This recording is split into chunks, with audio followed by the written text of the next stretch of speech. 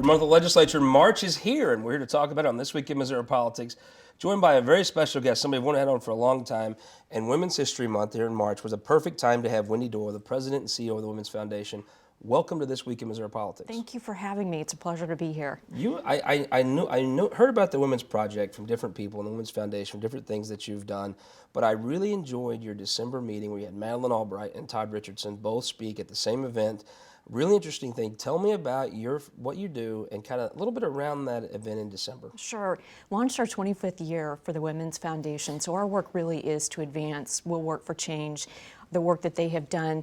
We work with, obviously, Republicans and Democrats. It was a great celebration to have Speaker Richardson there to talk about and be supportive of our work, but also former Secretary of State Madeleine Albright to really underscore our work. And she really cited that she will be utilizing the Women's Foundation as an example as she goes out and consults with other countries for a public-private partnership that actually works. So we couldn't be more pleased with that. That's about as big of a compliment as you can get. But breakdown, you have an interesting process. There's people that say this, but it seems like you actually do studies and identify problems, and then you propose policy solutions to fix those problems. Give me the breakdown on how you decide what you're going to study, the study process, and then the public policy portion. It's a great question. So first and foremost, to get us to this point, we spent a lot of time listening around the state of Missouri. We did listening sessions of women of all income levels, but we also included men in that process too. And that really was a key indicator to get us focused on what our key issues are as an organization that we want to focus on. Then from there, we taken that information and really sliced and diced it to really be more specific. Everything that we focus on is economic development, looking at not only economic empowerment for women and their families in Missouri, but also what we can do as an organization to spur economic development in the state of Missouri. So that's an example of why and where we got on the research. And then from there, looking at the specific things that we can do. So for example, pay equity in the state of Missouri continues to be an issue. You did your study. What was the number? There's always a ratio that comes out of these studies. What was your study show? So 78 cents to the dollar that men make for the same work, although that is an average. So in Missouri, it skews to down as low as 52 cents to the dollar that men make for the same work in the center of the state. So as a result of that, we wanted to take a little bit deeper dive in what can we do to overcome it. So we did a research study with University of Missouri's Institute of Public Policy in looking at developing the pay equity best practice guidelines on how to close the pay gap. So, from that study, then some solutions can be developed. I think first and foremost on that particular issue, the number one thing that organizations can do, whether you're in the public or private sector, is just do an audit. I mean, that's just basic sense. Just do an evaluation. Do we even have an issue? And then from there to really align and adjust. A lot of folks come in, they don't have an audit, they don't have a study, they just believe there's a problem, but they don't have a lot of facts to back it up with. Exactly. I assume on the policy end, the studies give you a lot of things you can point to and talk about when you're trying to change policy. Exactly. Another case in point is some work that we recently released a study on occupational licensing in the state of Missouri, looking at barriers for women to become entrepreneurs, and again, wanting to spur economic development. Explain to me, what's the difference in a barrier for a woman to attain some of these licensures and a man? So, that's a great question. Some of what we specifically looked at is more of the occupations that women typically are involved in. And I'm going to cite this as an example in the cosmetology field. You typically see that being a strong occupation that women, are employed. So that is an example. But and really, isn't there like weeks and months of stuff to be in that field? Absolutely. And I think what was surprising from that study, Scott, is that to become a licensed cosmetologist in the state of Missouri, when you get done, your annual salary is about $21,000 on average. Wow. The cost to get your license to go through the school is $20,000. Sounds like a great place to cut government. Exactly, which is what we're wanting to do, is look at streamlining that process so it doesn't take 9 months to get your school done, get up and going and start to be a wage earner. Catherine Hanaway once told me there were 800 pages of regulations to be a barber. Well, I'm sure there needs to be 8 solid pages. I'm not saying there doesn't. 800, it just is amazing. And then Republicans at Lincoln Day last weekend would tell you they're going to cut government, but then they get to the legislature and there's 800 pages to regulate barbers. Exactly. Let's talk about one more thing before you go that I think is very interesting. We'll touch on paid leave. This is something everybody talks about. The state adjusts their policy every so often. Nicole Galloway changed her policy. What do you recommend as the best way for the state to handle paid leave? So there's currently some legislation being introduced, and Senator Rowden has introduced it on the Senate side. And what we are wanting to have happen is that for employees to not be in a position to have to choose between family and work. So that's the ultimate goal of this. What we are looking at is 8 weeks leave, but it is employee contribution. So it's not an employer contribution, employee. So that's an example of something that we're wanting to accomplish with this. Again, the position on this for us is economic development, not only to attract and retain the best talent in the state of Missouri, but also for employers. I mean, everyone's always struggling. We need to reduce these barriers so that families don't have to be in a position of who needs to stay home if it is requiring to take care of a child. And we also have to be looking in the future of our population is aging in the state of Missouri, Yep. so elder care is part of this as well. So let me ask you the last question. There's something that everyone that watches this show probably when they may not think about it when I say this, think they will. Appointments and commissions. Yes. There's a few fewer women in the legislature, but I think that trend seems to be going up over time. However, the appointments in these boards and commissions, there is no equity on that whatsoever. Give me your plan. It's an exciting thing. I've never heard anybody talk about this, but it's so true. Absolutely. It was based on a research study, Scott. There you go. So we did a civic engagement and what are the barriers for women to become involved, and as a result, then we created the Appointments Project as a solution. So that's a perfect case study of how this works. What this project does is actually train and educate women so they have a clear understanding what does it mean to be civically engaged. And then we have partnerships with mayors around the state as well as the governor to work to get women appointed to these boards and commissions. So we are a place. Do you have to work on the appointments part, or do you have to work on the applications? Because I think we saw Both. the Supreme Court, there wasn't that many women that applied. And so to me, I think what goes first? Do you work on people to appoint women, or do you work on women to apply for these boards? It's actually, the first thing is to just encourage women to apply. So our research said the number one reason women don't become civically engaged is they want to be asked to serve. So they typically hold back to self-select. Which is not practically going to happen in these situations. Exactly. So that's part of this project, is start to develop the pipeline and encourage women to step forward. We're a place that they can ask questions of what does it mean to serve, and then we work to get them appointed. We encourage them to apply, and then we walk alongside them the entire process to get them appointed to a board or a commission. That is interesting. I hope you'll come back on This Week in Missouri Politics and tell us about how that's going, and I'm sure you'll have data, because that's what you Absolutely. do, to show if it's working or not working. But thank you so much, Wendy Doyle, the Women's Foundation. I really appreciate you joining us. Thank you, Scott. It's a pleasure. We'll be right back with our Opinion Maker panel. Tracy McCreery and Mindy Mazur are back.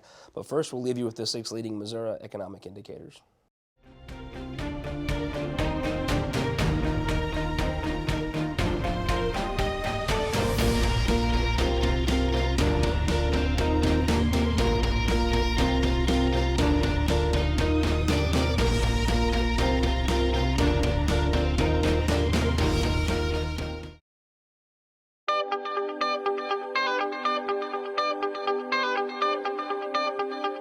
Prevailing wage, I think, is greatly misunderstood.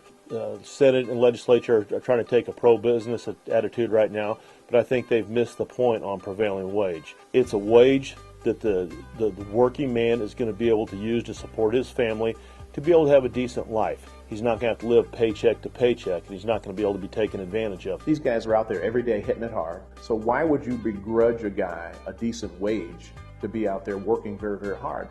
Plus, you need a skilled man or woman to do this kind of work. You don't want anybody just coming in and doing work on your public buildings because the quality goes down. You're going to see workers coming from other states coming in that's going to take money away from Missouri contractors. It does not make sense to get rid of a prevailing wage. Go for the best that you can in Missouri, and not for the lowest and the worst.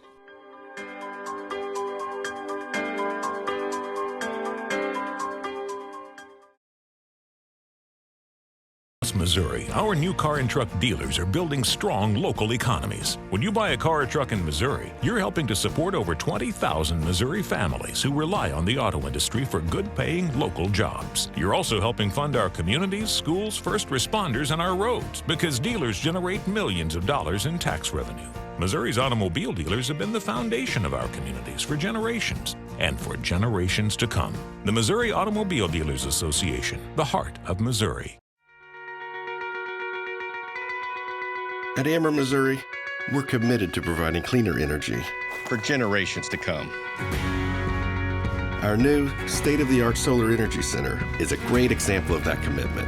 It's part of our long-range plan to deliver more than 30% of our power from cleaner resources. Making sure your energy future is not just brighter, but cleaner too. That's energy at work. Ameren, Missouri. Lyda Cruson has a comprehensive plan to make St. Louis a safer place for our families. More police, better trained, better paid, and more diverse than ever. As mayor, Lyda will make record investments in prevention and after-school programs. She'll clean up vacant lots, fight for alternatives to incarceration for non-violent offenses, and for new gun safety laws. Endorsed by police and community leaders, Lyda Cruson for mayor. Welcome back to This Week in Missouri Politics, our opinion maker panel. Friend of the show, one of our favorite guests, Mindy Mazur. Welcome back on. Thanks. I'm so glad to be back. Thank you. Daniela Velázquez with ACLU, welcome back. Thank you. Love the ACLU, keep suing the government. Casey Burns with HRCC, well, first time on the show, welcome. Yes, thank you so much. I'm glad to be here. And Tracy McCreery, welcome back to This Week in Missouri Politics. Glad to be here. I want to start with the court plan. My God, what an epic fail. I totally disagree with you. How could you possibly disagree? How could we see this so differently? Well, I don't know. Missourians are kind of like that. I think the Missouri Nonpartisan Court Plan has been emulated and looked up to from states all around the country. So it truly is nonpartisan, and the idea behind it is this panel of very distinguished people put the best candidates forward, and I think that's what happened this week. I agree with you. I think the court plan is something the whole state's proud of. I think if it's something that good can be tweaked, and I think if you look at, like, let's just take a time period of, say, the last 30 years. You're a fan of diversity, right? Yes. I believe in diversity myself, but I believe in all diversity. So if you look at the current court, there's a ton of folks from St. Louis and Kansas City's district, and there's no one from the Southern District ever. This plan does not produce diversity, and you're a fan of it, though. Well, I'm a fan of it, but I'm not sure geographic diversity rises to the top of that heap. Says someone from St. Louis. Mindy Mazur, what do you think? Diversity or no diversity? I think that it's important that there is diversity on the commission, which there is, but I also think that I agree with Tracy. Whoa, how's there could be diversity? Point to me the Southern District judge. There is currently a. Do you mean There's in the none. panel? Yeah, I mean on the. No, I mean on the commission itself, not on the panel. Here's the bottom line. No matter which panel it's going to be at any given time, there's always an opportunity for folks to take shot at the Nonpartisan Court Plan, which, as Tracy says, is one of the most respected plans in the country and emulated around the country. The other thing is people just don't want to have more money in politics poured into the judicial system. They don't want to have more elections and have judges that are bound to big donors instead of having this independent process that's in place that it really is a good process. And at the end of the day, the governor gets the opportunity to choose from these three very distinguished candidates. Casey Burns, product of Bonne Terre, you win tons of these elections, so you probably like elections. But my question is, there's no one from your judicial district on there at all. Right. You know, I think this court plan is supposed to be nonpartisan, but it's definitely left-leaning right now with the nominees that were sent to the governor. I think it's something the legislature will likely take a look at later this session. Do you think there's a way? I do think it's nice that people emulate the Mazur plan. The whole country would be better if they emulated Mazur more. But just because you support a court plan doesn't mean you can't suggest changes to it and tweaks and improvements. And if you see something that's producing results that aren't diverse, maybe it's not anti-court plan to point out changes you could make in it. Well, sure, but this ends up being essentially de facto, and the governor could cherry pick who he wants based on the changes that they're going to make. But he is the governor. And there is a commission and a process set up for a reason.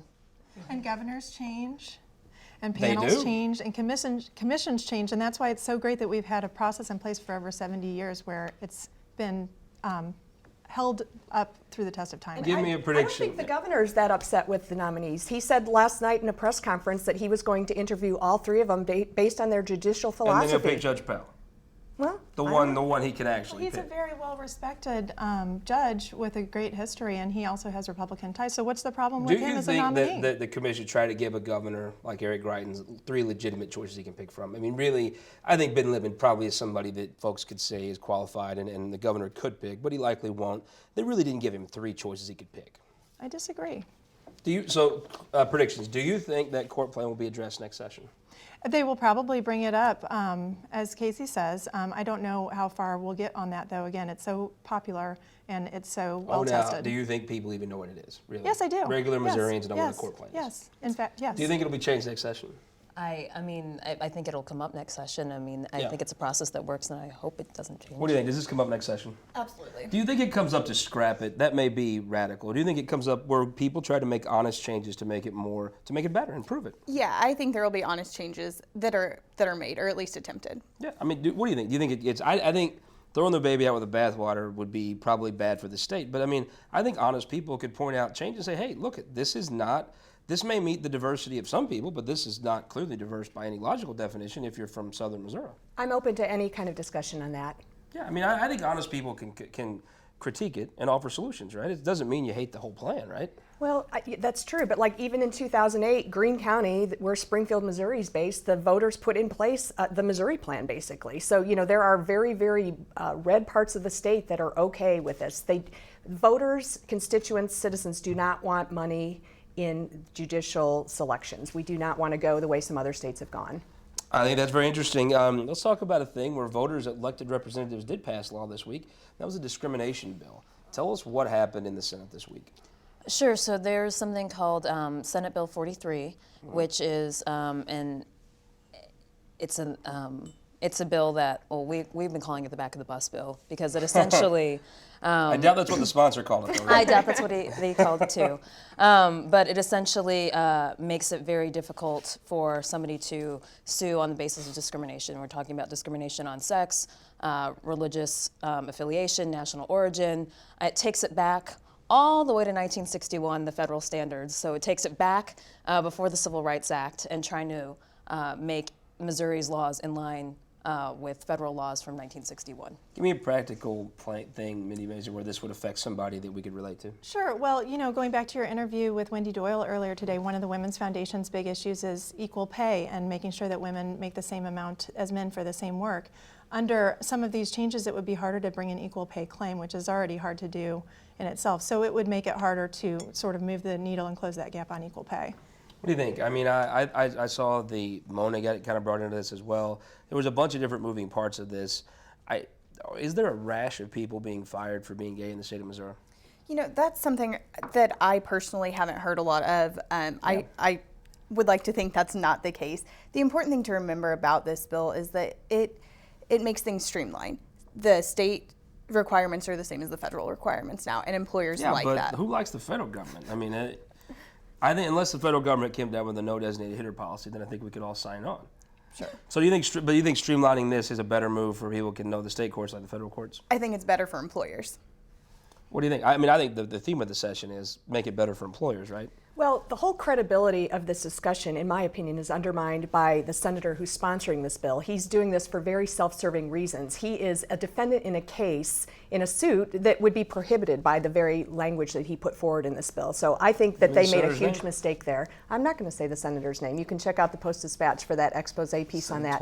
But what I will say, I have worked for a couple years at Missouri's statewide LGBT group, and I know firsthand of people who have been fired for being gay. Give me an example of where this impacts a person. Not a name, but no. The perfect example of this is I've been married for 23 years. My office is littered with pictures of me and my husband and my family. I can be who I am. I can talk about who I love and who I share a family and a house with openly. But people who are LGBTQ often have to keep who they are secretive at work. You really think that? I know that firsthand. Sincerely. Know that firsthand. There's people that don't want to put pictures of their family if they're gay. Yep, exactly. Interesting. Yep. I think some of these things get lost in the legal terminology in the federal and state, and you don't talk about how does it affect a person? Right. So you think there are people, maybe more. I don't think it. I know it. I've heard it firsthand from my work with Promo, the LGBT statewide group. No, that's very interesting. I think sometimes we lose the personal aspect of some of these things in these discussions. Mindy Mazur, I think when we talk about forgetting discussions we've had, there's been a lot of talk in the media. Obviously, I'm just a hick from rural Missouri, a simple hillbilly from West Butler County. The Russians duped me into supporting Donald Trump. What do I know? Boris and Natasha were behind the tree whispering in my ear. So there's been a ton of media pushback about the Russians, the evil Russians, tricked all of us dumb hicks from rural Missouri. So it comes out that Claire McCaskill says, why would you ever meet with a Russian ambassador? And it turns out she met with one and tweeted about it. I don't think Claire McCaskill was trying to cover up her meetings with the Russians. Sometimes people forget conversations, right? Well, first of all, I think that, well, you know, I'm married to a prolific tweeter. I try to forget my conversations with Jeff all the time. And often I'm like, put that phone down. So the first thing I will say is sometimes when you have an impulsive urge to tweet and you are wanting to say something in absolutes, that is a bad combination. Does he ever take your advice on that? No, it's like, he never does. Yeah. So obviously, though, you know, Senator McCaskill, you know, that a little bit of a misfired tweet there. She went ahead later and then cleaned that up. But the whole thing is she wasn't trying to make a point to make herself a distraction to the ultimate news here, which is that Jeff Sessions, who's the Attorney General now, basically lied under oath in front of the Congress not once, but at least 2 times, and it really doesn't make any sense why. And I think if it was in a vacuum and we didn't have this backstory of Russian interference with the election and General Flynn and all of these daily stories about interaction with the Russian government and the Trump administration, it would be maybe a one-off, but it seems to be just another example of some very troubling revelations happening in the Trump administration, and I think there should be an independent investigation on that. Daniela, do you think that maybe that's just a sign that busy people like maybe U.S. senators have meetings and conversations they don't remember? It's not that they're lying, it's just they have 20 meetings a day and they don't remember them all. Well, Jeff Sessions in the impeachment of Bill Clinton said that that anybody who lies under oath should reconsider having an office. So, I think that says a lot. And, whether or not McCaskill, forgot or... I just think she forgot. I don't think she lied. Why would she lie? Right. To me, it's sort of irrelevant in the sense that, we're still talking about somebody who's supposed to uphold justice for the entire nation who... It might seem like deliberately lied. And oversee a Russian investigation up until yesterday when he got caught. Let's be clear about that. Casey Burns, you're a big-time political operative from Bonne Terre. I'm just a simple hillbilly from West Butler County on down 67. But do you think the media and the liberals, one and the same, are making a little bit too much of this Russian stuff? And they're kind of patronizing people like myself. And I don't really care what the Russians thought. If they like America better, good, fine. I hope everybody does. But I don't think people voted for Donald Trump because of the Russians. Sure, absolutely. And I think they're also downplaying the Senator McCaskill mistweets, if you will. She's been serving, in the Senate for over a decade now. She just made a mistake, right? No, she probably did, but I think she is more concerned about pushing a liberal progressive agenda via social media and the news than she is about representing her constituency who overwhelmingly voted for Donald Trump. I think she was piling on everybody else on Jeff Sessions that day, and maybe piled on in a way that I don't think there's any doubt she lied, but I think she was piling on, right? And it came back to kind of bite her. I don't think it was even that. There's a big difference between what you put out on Twitter versus what you say under oath to Congress. And also the topics are so different. In the middle of all these heated allegations about Russia interfering in the election, I find it hard to believe he doesn't remember. I think they're heated at CNN, the New York Times, the Washington Post. I don't think they're heated at the Sawdust Saloon in West Butler County. No, I think they are. And, we have to remember when Senator McCaskill met with the Russian ambassador, it was to talk about a very an issue concerning to a lot of families, and that was when the Russians were trying to say that no American families could adopt children from Russia. So that's a way, way different. Those are not, it's not an apples to apples comparison. Wrong. It's just that it looked like to me there was a big pile on of the day. It probably starts in the New York Times in the morning, then MSNBC runs it, then Washington. And she jumped on the pile on, and she probably did something that wasn't right. But I think to me it shows that, yes, these are busy people. You meet with lots of people every day. It could be 2 years ago. You don't remember a meeting. It's not that you lied. It's not that Jeff Sessions lied, maybe. It's just that they didn't remember it. I think the moral of the story should be like sometimes you need to take a few deep breaths before you put something out on Twitter.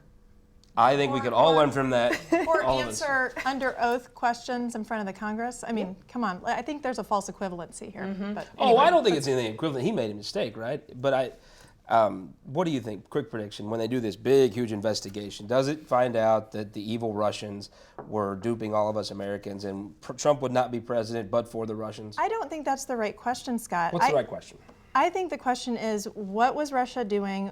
When were they doing it? Who were they involved with? And how is it affecting our country and our national security, period? So does Jeff Sessions survive this drama of the week? Well, we'll find out, I guess, later Oh, on, after prediction the now. show is actually aired. Prediction. Is Jeff Sessions the Attorney General 6 months from now? I'm not sure. Is Jeff Sessions?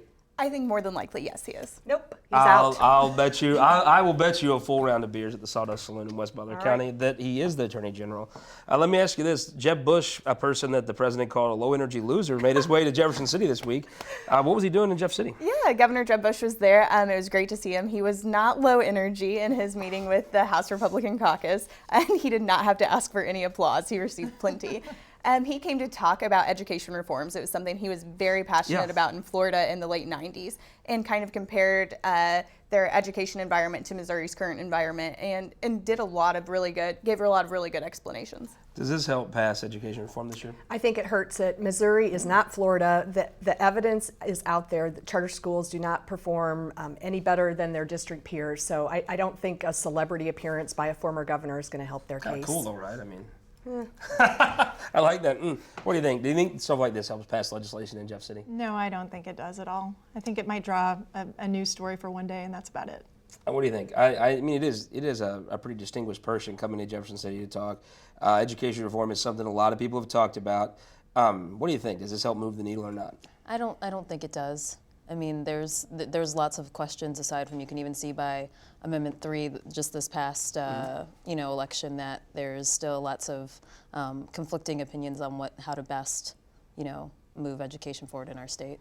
Interesting. So we have a minute left here. Who won the week? Representative Tracy McCreery. I think State Senator Jill Shoup won the week. She offered a very brave amendment, the Mona Amendment, which would prohibit discrimination against LGBTQ people. Ultimately failed, but she helps keep the conversation going and shows that at least the Democrats and 2 Republicans are in touch with the rest of the country. She seems to be having more fun this session. Looks like she's pretty energized. Maybe it's that truly being in the minority without the governor. She seems to be having a little lively debate. The Senate suits her, I would say. I think that's probably right. Who won the week? Speaker Todd Richardson. He continues to lead a very cohesive, a very large caucus, keeps the infighting, non-existent, and he had a huge presence at Lincoln Days. And we learned to give a speech on the same stage as Madeleine Albright last year. Pretty neat. Who won the week? Viola Davis, The Cast of Moonlight, and nice. Actors of Color. Nice. It was a different Oscars than last year, I was told. It was. I have to admit, I not only boycott all the Oscars in the future, I've retroactively never watched one because they didn't speak out about the '85 atrocity. Don Dinkinger in the World Series. Mindy Mazur, who won the week? St. Louis workers and working families who had a great victory this week with the ruling to allow them their well-deserved raise in the minimum wage. 69,000 people getting a raise this week, and inching their way out of poverty wages. Who won the week? The President Trump. He truly became the president this week. Great speech. And I want to shout out to everyone who lost their homes in the tornado in Perryville, especially Amy Huber for in the show. See you next week.